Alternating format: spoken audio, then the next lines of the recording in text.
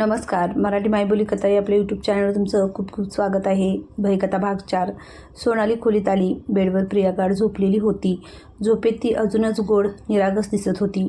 तिच्याकडे पाहताना सोनालीच्या मनात वेदनेची बारीकशी कळ उठली की ती निरागस निष्पाप मुलगी, तिच्यासोबत असं का घडावं. आधी वडील गेले, कशीबशी त्या दुःखातून सावरते न सावरते तोच असा अगम्य प्रकार समोर आला. बिचारीच्या नाजूक मनाला किती वेदना होत असतील, तिच्या मनात विचार आला. पण मग तो खिन्न करणारा विचार बाजूला सारत ती तिच्याजवळ गेली. आता तिच्या चेहऱ्यावर नेहमीचं प्रसन्न हास्य झळकत होतं. हळूच बेडवर प्रिया जवळ बसून तिच्या खांद्याला हलकासा स्पर्श करत ती मृदू स्वरात म्हणाली, प्रिया, ए प्रिया, उठतेस का? प्रियाने डोळे उघडले. शेजारी सोनालीला पाहून तिच्या ओठावर हसू उमटलं. तसंच क्षणभर आश्चर्यही वाटलं. सोनालीताई, तुम्ही? तिने विचारलं. सोनाली जरा संभ्रमात पडली. उत्तरादाखल तिनं फक्त स्माईल केलं. पण लगेच प्रियाच्या लक्षात आलं की ती श्रीच्या घरात होती. काल रात्रीचा प्रकार आठवताच तिच्या ओठावरचं हास्य मावळलं. ती काही न बोलता हळूच उठून बसली. सहज घड्याळाकडे लक्ष जाताच ती अवाक झाली. सोनालीताई, अगं 8:30 वाजले. मला उठायला फार उशीर झाला. इतका वेळ कशी झोपून राहिली मी? प्रिया उशाळून म्हणाली. तू तरी उठवायला हवं होतं. कशाला? रात्री किती उशिरा झोपली होतीस. नीट झोप नको का व्हायला? सोनाली खोट्या रागाने दटावून म्हणाल्या. अगं पण असं तुमच्या घरात मी. प्रिया, अगं तुझं नाही आहे का हे घर? तसं नाही गं, पण बिन राहू दे. आता पटकन तोंड धुवून ये बरं, मी चहा टाकते. असं म्हणून सोनाली उठून गेली सुद्धा. प्रिया स्वतःशीच हसून फ्रेश होण्यासाठी बाथरूममध्ये गेली. फ्रेश होऊन प्रिया हॉलमध्ये आली. हॉलच्या भिंतीवर प्रभू श्रीराम, सीतामाई, श्री लक्ष्मण आणि श्री हनुमंतांचा एकत्रित मोठा फोटो होता. फोटोसमोर उभी राहून प्रियाने भक्तिभावाने हात जोडले. तिची नजर श्रीरामांच्या प्रसन्न सुहास्य बदनी आश्वासक मुखमुद्रेवर खिळलेली होती. बघता बघताच एकदम तिच्या डोळ्यात पाणी साचलं होतं. चेहऱ्यावरून मनातली वेदना स्पष्ट दिसत होती. तेवढ्यात तिच्या दंडाला हलकासा स्पर्श झाला. वळून पाहते तर मागे सोनाली उभी होती. ती म्हणाली, प्रिया, अशी निराश होऊ नकोस. त्यांचं सगळ्यावर लक्ष आहे. विश्वास ठेव, सारं काही ठीक करतील ते. त्यांच्यासाठी काहीही अशक्य नाही. प्रियाने हलकंसं स्माईल करत सहमती व्यक्त केली. किचनमध्ये चहा पिता पिता त्या दोघी एकमेकींशी गप्पा मारत होत्या. मध्येच प्रियाने विचारलं, सोनालीताई, श्री दिसत नाही आहे. सकाळपासून कुठे आहे तो? सोनाली जराशी गंभीर होऊन म्हणाली, तो आणि दळवी, राजाभाऊ जरा बाहेर गेले.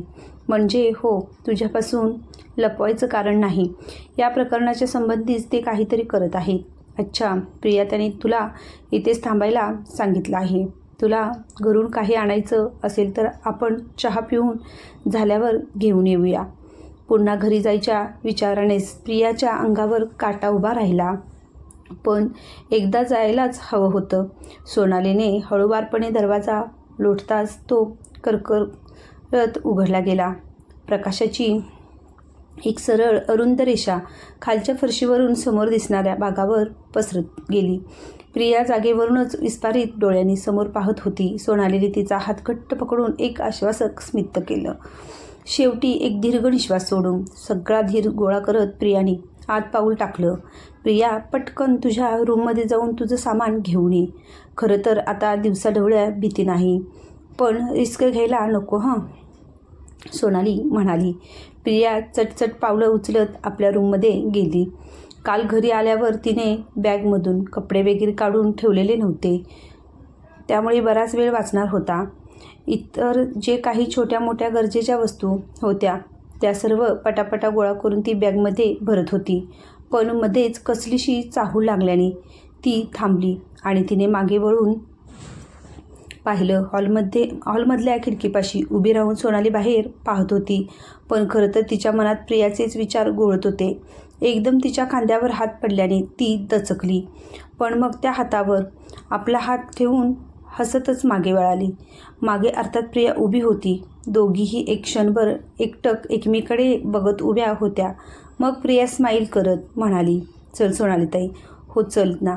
तीही हसून उत्तरली. प्रिया वळून चालू लागली. तिच्या मागून सोनालीही निघाली. त्या 3-4 पावलं पुढे गेल्या नसतील तोच प्रियाने अचानक मागे वळून आपल्या हातातील बॅग सोनालीवर उगारली. मात्र सोनालीने पटकन झुकून मार चुकवला. प्रिया, काय करतेस? प्रियाचे हात धरून ती म्हणाली. प्रियाचे डोळे रागाने मोठे झाले होते. दातावर दात रोवले गेले होते. प्रिया, भानावर ये, सोनाली ओरडून म्हणाली. तशी प्रिया दचकून भानावर आली. सोनालीताई, प्रिया आश्चर्याने सोनालीकडे बघत होती. आधी बाहेर चल, नंतर बोलूयात. सोनाली खाली पडलेली प्रियाची बॅग उचलून तिला दाराकडे लोटत म्हणाली. दोघी घाईघाईने बाहेर पडल्या. सोनालीने कडी लावून घेतली. तसं पाहता सोनाली पूर्णतः सामान्य स्त्री होती. पण स्त्री सोबत राहून तिला काही गोष्टी आपोआप कळायला लागल्या होत्या. मगाशी जेव्हा तिच्या खांद्यावर प्रियाचा हात पडला तेव्हाच तो स्पर्श का कोण जाणे, पण तिला जरा खटकला. नंतर प्रियाकडे तिने नीट पाहिलं तेव्हा तिचे डोळे अगदी निराकार होते. तेव्हा सोनाली जरा सावध झाली. तरी काही घडलं तर काय करायचं असा काही विचार तिने केला नव्हता. पण देवाच्याच कृपेने प्रिया भानावर आली होती. सोनालीने मनोमन देवाचे आभार मानले. दोघी शांतपणे परत चालल्या होत्या आणि तेव्हाच घराच्या वरच्या मजल्यावरील खोलीच्या खिडकीवर 2 हात आपटले होते आणि 2 क्रूर डोळे त्यांच्याकडे पाहत होते. भयकथा भाग 4 तुम्हाला कसा वाटला हे मला कमेंटमध्ये नक्कीच सांगा आणि माझे चॅनल लाईक करा, शेअर करा, सबस्क्राईब करा. धन्यवाद.